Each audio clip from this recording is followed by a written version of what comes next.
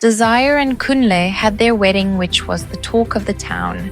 Desire was so excited and her face full of smiles. Kunle reminded Desire of his promise to love her and care for her all his life. Kunle, you promised to love me and take care of me. Yes, Desire. You will never lack. You don't need to work so hard again. I've got you. And the couple moved to Desire's house in Lekki. According to Kunle, the house he is currently building is yet to be completed, so they can't move in there yet. Few months after the wedding, Kunle sits Desire down and tells her he needs to start a new business to support his regular job, and he will need some money from her to fund the business. I've been thinking, I don't want to rely only on salary. What do you mean? I need to start a business. You know you are no longer working. Well, that's true. We need extra income for us so I can take care of you as I promised. So what do we do? I need capital, just to kick it off. Spent most of my money on the wedding. I know. The only money I have left is my retirement savings. It's still our money, Desire. I will pay you back as soon as the profits come in. You promise? I promise. Okay. You won't regret this.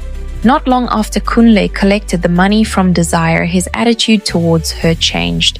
He sold her car and told her since she wasn't going anywhere, there was no reason for her to keep such a luxurious car at home. He started keeping late nights, going to clubs, and even bringing the ladies from the club home, drinking excessively, and wasn't providing Desire with anything except buying foodstuffs in the house. Sooner than later, Desire became the shadow of her former self. She didn't have anything to her name again except the house they lived in. She didn't have money to buy anything.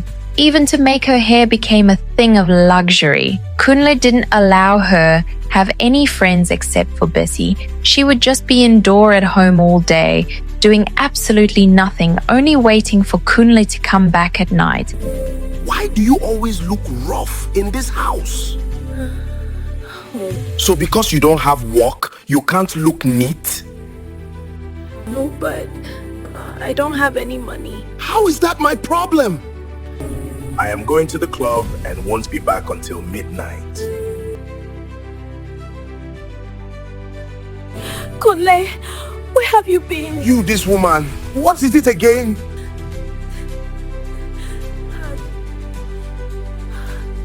Desire's friend Bessie came to visit her friend one day and found her looking like a mess. She was shocked at her new look and wondered what had happened to her friend. "Desire, why are you looking like this?" Bessie asked with her mouth widely opened like she saw a ghost. This is not you. You were they glow before. Now marriage turned you to this. I believed love was enough. Bessie left her place sad and embittered about her friend's situation and swore to herself never to let any man treat her like trash, all in the name of love. One day, Desire wanted to get herself some sanitary pads. She decided to ask Kunle as she was short of money. Kunle, please, I need money for pads. Are you not ashamed of you? Always asking for money, you can't afford ordinary pads. You know I am not working. Where will I get the money? And it's only money for food you give me. That is not my business. At least you are not hungry. Desire walked out dejectedly. On getting to the grocery store, she counted the money in her wallet and found out she had just a few change. Sorry, sister. She walked out of the store with so many thoughts of regrets and what-ifs in her mind. On getting outside, she walked past a large mirror and saw her reflection. She paused and looked at herself, wondering how she became like this. When did I disappear? This was not the kind of life Kunle had promised her. She was living in a situation she shouldn't even wish her enemy. How was she foolish enough not to know that all Kunle wanted was her money and not love? How was she blind those signs? She decided there and then that enough was enough. She was going to pick up the remaining pieces of her life and take back herself that has been shattered, gain back her financial freedom. Love is not a do or die, and she will no longer allow herself to be used by Kunle but she had to tread with caution. Should Kunle know about her plans, he might do everything within his powers to truncate it. She picked up her phone and called her friend Bissy. "Bissy," she sobbed on the phone, "I am tired of this life I am living. This is not me. This is not how I envisioned my marital life to be. How can you help me, Bissy? Please, you just have to help me. Just that I don't want Kunle to know of any of this. I need to be financially free again." Bissy, her friend, promised to help her in any way that she could. She asked if Desire will still be interested in working with her previous company because she was very useful to them when she was there. Desire was happy and told her that should they be willing to accept her back, she will do it.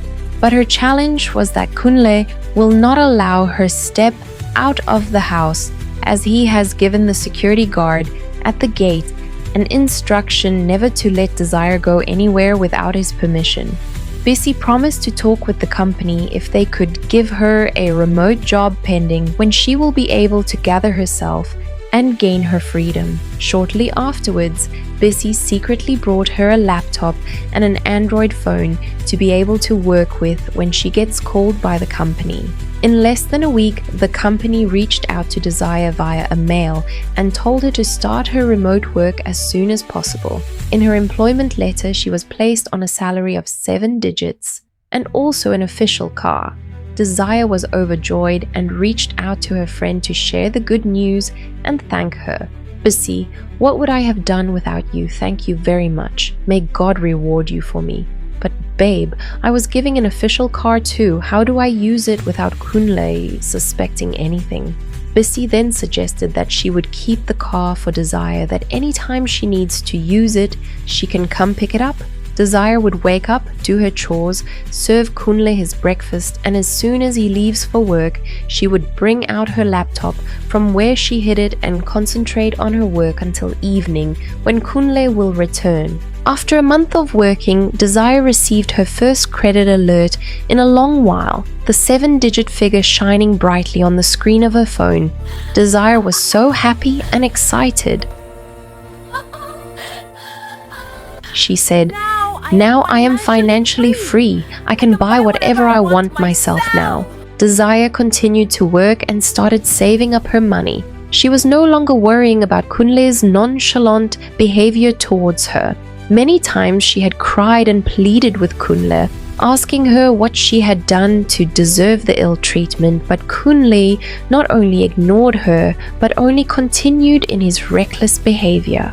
After enduring for about a year, Desire called Bissy that she was ready to leave the marriage for good. Thank God there was no children involved between them. She had treated a number of infections in the past 1 year, and Kunle had nothing to say about it. He wasn't concerned.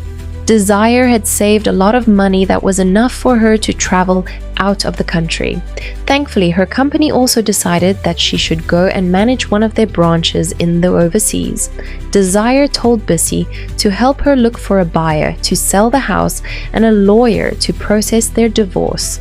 After a few weeks, they got a buyer and the divorce papers were ready.